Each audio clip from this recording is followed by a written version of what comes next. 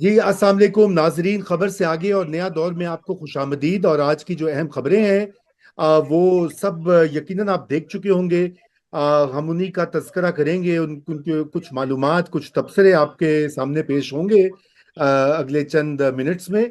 आज की जो हेडलाइंस हैं वो तो कुछ इसी तरह से है कि इस्लामाबाद हाई कोर्ट के जस्टिस मियां गुल औरंगजेब ने ये कहा है कि ये बहुत ही एक बुरा निज़ाम निगरान हुकूमत के तहत चल रहा है, जिससे कि इलेक्शंस के ऊपर भी सवालात उठ रहे हैं। और उन्होंने बड़ी कड़ी तनकीद की है।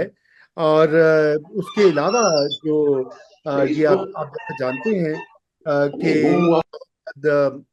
हाई कोर्ट और पेशावर हाई कोर्ट के फैसले जो है इस वक्त इलेक्शन कमीशन और निगरान हुकूमत के लिए एक दर्दे सर बने हुए हैं। गालिबन जो एजेंडा है इलेक्शन से पहले का, उसमें ये रुकावट बन के अदलिया सामने आई है। और इसके ऊपर हम कुछ बातचीत करेंगे। पाकिस्तान मुस्लिम लीग नून के फॉर्मल सदर जो हैं शहबाज शरीफ साहब, वो कराची के एक हंगामी दौरे पर गए हैं। वहां पर उन्होंने जो है अपनी कराची से इंतखाबात लड़ने का ऐलान भी किया है। एमक्यूएम के साथ जो मामलात हैं उसके ऊपर भी बहुत सारा जो है लगता है कि कुछ चेंज जो है वो डायरेक्शन में हो रहा है। क्या है वो भी हम बात करेंगे। और जनरल फैज हमीद साहब जो कि साबिक डीजी आईएसआई हैं, उनको भी तलब किया गया है इंक्वायरी कमीशन ने फैजाबाद धरने के ऊपर। उसकी क्या होगी, फ्यूचर क्या होगा, उसके ऊपर भी बात करेंगे। और मैं ये भी मजीद कह दूं कि इस्लामाबाद हाई कोर्ट ने कहा है कि इमरान खान को से टिकटों पर मुशावरत और मुज़ाकरात की इजाज़त है। जो उनके मौजूदा चेयरमैन हैं गौहर खान, उनको कहा गया कि आप जेल में जाकर ये मामला तय कर सकते हैं। इसके ऊपर भी सवालात और तनकीद आज सोशल मीडिया पर दिन भर होती रही। हमारे साथ आज मौजूद हैं मुजाहिद बरेलवी साहब, बहुत ही एजाज की बात है। मुबशर बुखारी साहब जो हैं वो भी हमारे साथ हैं। मुजाहिद साहब से हम सवालात भी करेंगे, मुबशर बुखारी साहब भी करेंगे और उनका तज्जिया भी लेंगे। तो जनाब, आगाज हम करते हैं। ये जो कराची में शहबाज शरीफ का दौरा है बरेलवी साहब, आपने चूंकि इसको कवर भी किया होगा, फॉलो भी किया होगा, तो जरा इसके बारे में बताइए कि क्या एमक्यूएम से मामलात तय पा रहे हैं या उसमें कुछ रखना सा आ गया है। क्योंकि आज यही लग रहा था कि शायद उनको, पीएमएलएन को इतना फ्री पास नहीं मिलेगा कराची में जिसकी वो तवक्को कर रहे थे। ये जरा आप अपने आप को अनम्यूट कर लीजिए, आपकी वॉइस म्यूटेड है ये फोन पर या जिस पर भी हैं आप।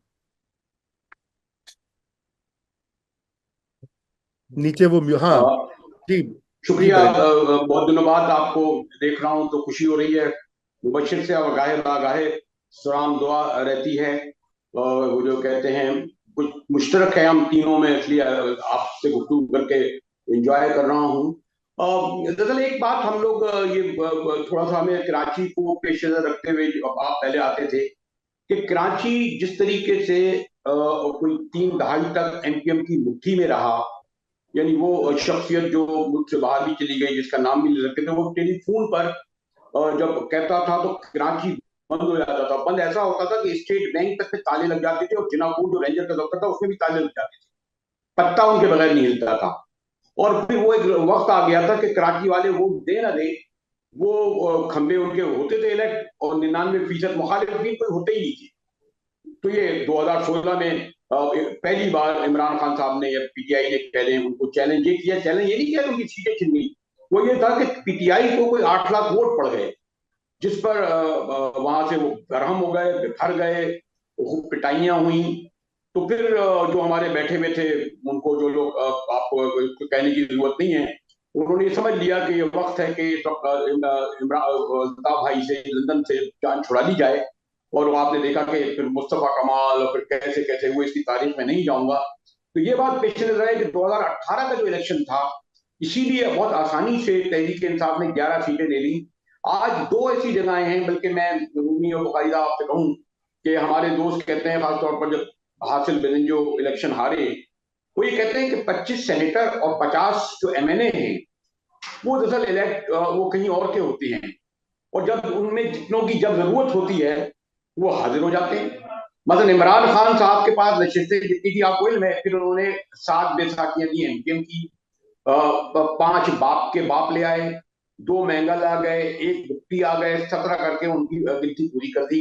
जिस दिन उन्हें हटाना था सेम उन्होंने नहीं करा कि इनमें तो कमाल नहीं है जरदारी साहब का कि हमने विड्रॉ कर ला, वो बैसाखी खींच ली।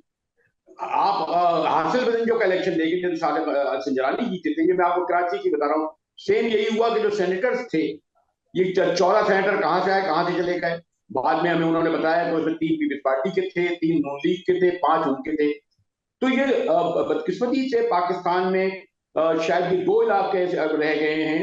केपी में इतना आसान नहीं होता, लेकिन बलूचिस्तान और कराची में, इसीलिए जब आप कराची की 21 नशिस्तों की बात कर रहे हैं, तो उनमें शायद 3-4 नशिस्तों को छोड़, यानी बिलावल साहब, लियारी जो उनका गढ़ था। और भुट्टो साहब ने एक बार कहा था कि जिस दिन लियारी में पीपल्स पार्टी हार गई, उसमें उन्होंने पार्टी खत्म हो गई, वहां बिलावल साहब तीसरे नंबर पे आए थे पिछले इलेक्शन में। यानी पीटीआई फर्स्ट सेकंड या लब्बैक आई थी, और उन्हीं आपका इतफाक नहीं हुआ है। मैं तो हैरान हूं कि ये जो मजहबी वोट बड़ी तेजी से बढ़ा है। वो लियारी जो भुट्टो का और जियालों का होता था, वहां मैं देखता हूँ कि हिजाब और नकाब में कोई हर्ज नहीं है, या मदरसों या मसाजिद में, कि जमात इस्लामी समेत 4 नशिस्तें जो हैं वो मजहबी वोटों को मिली है। तो कराची का एक चेंज हो गया है, वो जो अल्ताफ भाई वाला मामला नहीं था। तो अगर अब जो बारगेन, अगर अब कोई एमकेएम कोई बारगेनिंग पोजीशन में नहीं है। पिछली बार उनकी बड़ी मुश्किल से 6-7 नशिस्तें हुई थी। आज जो नवाज शहबाज शरीफ साहब चाह रहे थे कि वसी तर इत्तेहाद की पार्टी के खिलाफ बने, वो यहाँ आए, आज मीटिंग हुई उसमें। लेकिन मेरा ये ख्याल है कि एक बार फिर रूह फूकी जा रही है एमकेएम में, और जिस तरह बाप के बाप में, कि इन्हें एक तीसरी फोर्स बनाया जाए ताकि वो काम आए 2000 मार्च के इलेक्शन में। आप समझ रहे होंगे 1988 में गवर्नमेंट, अमीर गुल ने तो एडमिट किया था कि हमने पीपल्स पार्टी को रोका कि उन्हें उनको 94 नशीसें मिली। जब अल्ताफ भाई के वोट गए तब उनकी गवर्नमेंट बनी, और जब उनकी हुकूमत तोड़नी थी, आपने देखा कि आई तो कोई विड्रॉ हो गई। तो वो जो मैं आपसे कह रहा था कि कराची की डायनेमिक्स अब चेंज हो गई है। इसमें एमकेएम अब कोई ऐसी पावरफुल चीज नहीं रही है। और वो एक नया लफ्ज हुआ है, हमारी नसीम जलील में बड़ी उनका काबिल एहतराम खातून है, कि मैंने उनसे पूछा कि कोई सेनेट के इलेक्शन क्या होगा, तो कहते हैं गेम प्लानर बताएंगे। तो अब ये जो बलूचिस्तान और कराची के सिलसिले में गेम प्लानर तय करते हैं कि ये किसकी झोली में ये वोट जाके गिरेगा, जो हुकूमत बनाने और तोड़ने में माविन साबित होगा। इसीलिए बहुत शहबाज उम्दा। शरीफ साहब आए। जो बात उनसे हुई थी, मैंने अभी जो बहुत ही करीबी जराये से एमकेएम में बात की, मुझे इल्म था कि आप बात करेंगे, कि वो चाह रहे थे कि 3 कौमी असम्बली की और 10 सूबाई असम्बली की नशिस्तें उन्हें कराची से दें। खासतौर पर NA 242 जो बल्दिया की नशिस्त है, जहां मुस्तफा कमाल साहब खड़े हो रहे थे, वहां शहबाज शरीफ साहब ने कागजात दाखिल कराए हैं। लेकिन एमकेएम ने वादे कर दिया है कि हम कोई नशिस्त आपको वो नहीं देंगे जो हमारी समझी जाती हैं। उन्होंने एक मलीर और लियारी की नशिस्त का जरूर कहा है, जो रवायती तौर पर कभी एमकेएम की नहीं रही है, पीपल्स पार्टी की नशिस्तें, क्योंकि वहां बलोच और सिंधी वोट ज्यादा होता है। ये 70 से चला आ रहा है। तो ये सूरत हाल इस वक्त रूमी, जो मैं जी, जितनी अपने इल्म है उसको सुझाऊं। तो मुजाहिद साहब, क्या शहबाज शरीफ इलेक्शन जीत पाएंगे? जिस हल्के से वो बड़ा पब्लिक ट्रांसपोर्ट का उन्होंने आज ऐलान भी किया, लाहौर बनाने का, जो पूरा model, Lahore model, Shahbaz model. देखिए, नून लीग का वोट आपको इल्म में कभी भी कराची में नहीं रहा। जी, और कराची में जैसे मैंने कहा, ये कुछ देख लें, यानी एक बेचारे के जमाने में होते थे जो कभी जीत जाते थे, एजाज शफी। तो नून लीग ना कराची में होते, ना सिंध में। ये बात ठीक है कि सिंध के जो में पीपल्स पार्टी ने अब इलेक्शन ही नहीं लड़ती। मतलब जो जो उनके मुखालिफ घराने थे, रवायती तौर पर पगारा खिलाफ थे, पगारा ने उनको ज्वाइन कर लिया। ये वाले पगारा ने उनका एक शिराज, जाम थे मुखालिफ, जाम को मिला लिया। शिराजी मुखालिफ थे, शिराजी को मिला लिया। मेहर मुखालिफ थे, मेहर को मिला लिया। तो अब ये जितनी भी नशिस्तें उनको मिलती हैं सिंध की, 61 कौमी असम्बली की नशिस्तें, 21 कराची की और 40 सिंध की।